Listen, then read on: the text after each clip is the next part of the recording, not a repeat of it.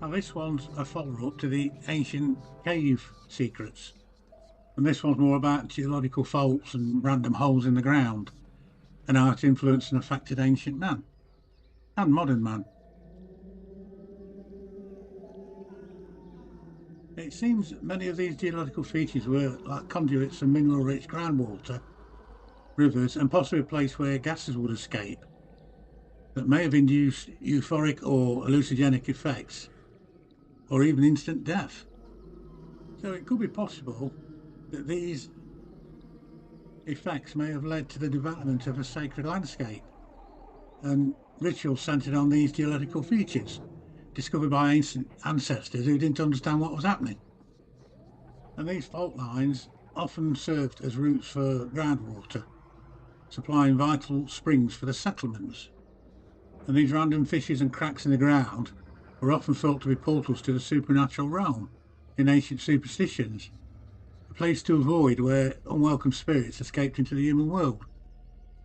Sort of similar to the cracks in the sidewalk, where it could be unlucky to walk on them, and probably believed to be opening to another dimension where spirits dwelled.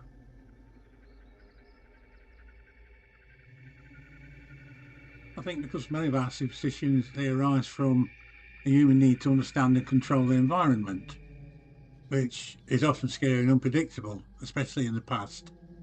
The appearance of fissures and cracks in the ground could certainly inspire fear.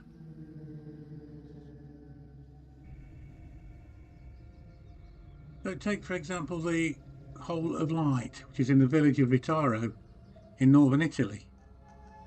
It was named Hole of Light because of will-o'-the-wisps that would rise from its murky depths during the night and hover over it in the darkness. Now, this phenomenon in real life is just a shimmering luminescent light, likely caused by gases from decaying vegetation and creatures that fell in, but were originally thought to be sprite or spirit that could lead travellers astray. And folklore has long credited this mysterious light to the dark magic of witches who have made their homes in the pit. So the Hole of Light quickly became regarded as a place of evil and death. Now, apparently during World War II it took on a more tragic turn, as the place became a mass graveyard for prisoners of war, partisans and accused fascists, many of whom were tossed into the depths while still alive. It became a bit of a fascination to many for its absolute embodiment of evil.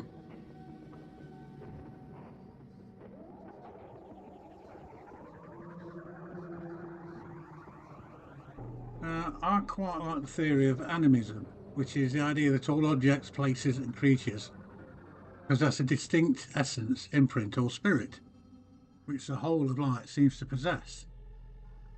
So is there other places around the world that carry a similar spirit or essence and legend?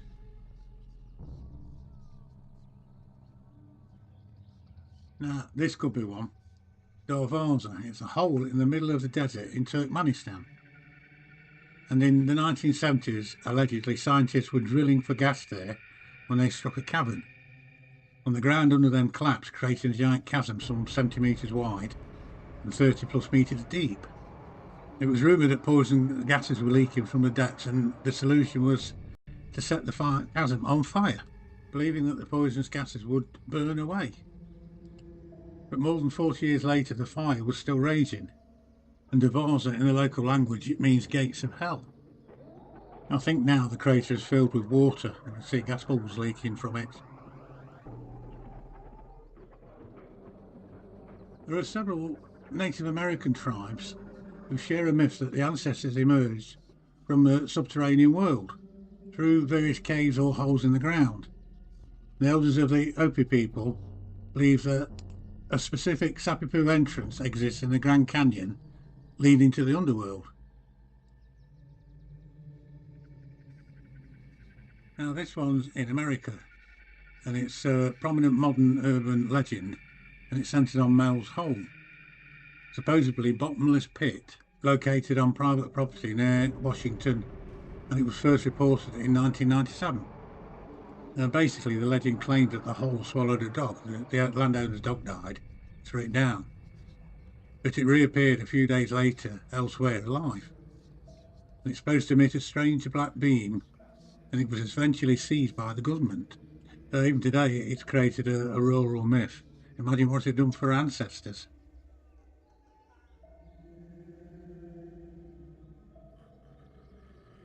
Now this one is another urban legend, a modern one. And it's claimed that a team of Soviet engineers drilled a borehole in Siberia so deep it broke through into hell. And it's said to be capturing the screams of the damned on a microphone. Now, this legend is associated with the Kola Super Deep Borehole, which is the deepest man-made hole on the planet. But the screams were actually sound effects from a film.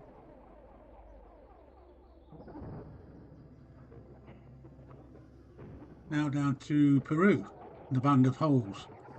And there's thousands of mysterious, precisely carved holes stretched for a mile or more along a ridge in the Pisco Valley of Peru.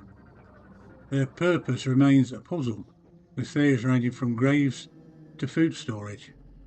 More recent theories saying it could have been a prehistoric marketplace and later an Inca counting system, like a physical manifestation of the Inca Kipu.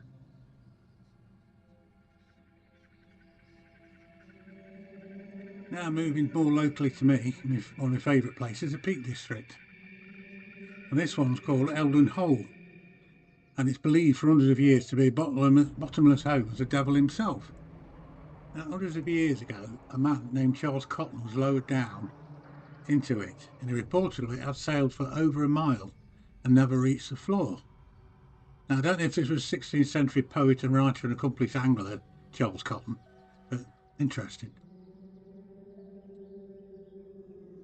Another man was later lowered down, but when he was raised up, he was found to be unconscious before dying soon after. Now, Eldon Hole has been measured in more recent times, and its official depth is given as 279 feet. Taking multiple forms, both man-made and natural, these holes and hollows seem to make every space that they inhabit one of mystery. Now, this is one I haven't been to yet. I've got to get there soon. Hobthurst Cave, or Hobbs House Cave, and it's located in the picturesque Deepdale. It is a site rich in history and folklore. Its name is linked to the local legend of a goblin named Hob, believed to inhabit the cave. Now, the goblin, or Hobs, a part of local lore, was said to bring success to the farm, mend items left at the cave, but if you angered it, it could turn milk sour and spread panic. The cave itself has a significant archaeological history. It was discovered to have been inhabited in ancient times, and in, I think it was 1896, a human skeleton was uncovered below the entrance of the cave, and it was laid at full length in an enclosure constructed of massive blocks of limestone, which is unusual, accompanied by 3 bronze objects. This might have been going back to Roman times. This suggests the cave may have served as a Roman burial site. With that and the folklore, this place has been part of human stories and activities for centuries, or millennia even. I guess it stands as a testament to the blend of myth and history that is typical of ancient sites in Britain. Now, here's one that most people have probably heard of, the Peak Cavern, or the Devil's Ass. It's nestled between the towering limestone cliffs of Castleton. Peak Cavern is ominously nicknamed the Devil's Arse, and is one of the most mysterious and atmospheric caves in England, known for its vast entrance, historical significance, and eerie acoustics. It's long been subject to ghost stories and supernatural folklore, all going back a long time. You can just imagine what our ancestors thought of this place.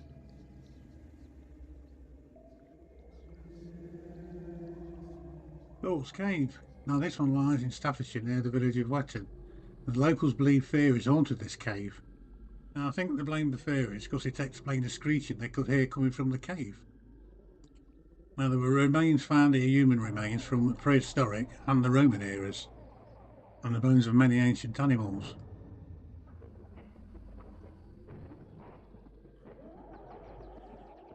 Now, this one's a weird one I came across. Alexander Sawney Bean. He was a legendary figure said to have been the head of a 45-member clan in Scotland in the 16th century. and they were said to have cannibalised and murdered over 1,000 people in 25 years. According to legend, Bean and his clan members were eventually caught by a search party sent by King James VI, and they were executed for their hideous crimes.